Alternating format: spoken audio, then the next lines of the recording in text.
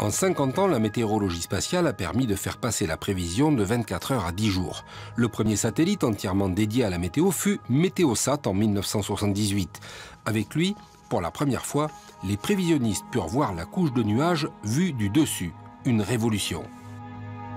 On ne peut pas imaginer faire de la prévision météo de qualité sans avoir des observations satellitaires. Ça a été un grand bouleversement dans la compréhension déjà de l'organisation de l'atmosphère, de la circulation atmosphérique, mais ça a été un grand bouleversement pour la prévision parce que ça a permis de mettre au point des modèles de prévision numérique qui sont, grâce aux informations reçues par satellite, de plus en plus performants. Géostationnaires à 36 000 mètres ou défilant à 850 km, les satellites météo de toutes les nations travaillent ensemble. Dans l'espace, pas de frontières, et toutes les données sont ainsi partagées. Aujourd'hui, grâce à la dernière génération de satellites météo, on peut surveiller les masses nuageuses sur l'ensemble de la Terre et même voir à travers la couche les éclairs, comme ici, en Louisiane, grâce à un satellite américain.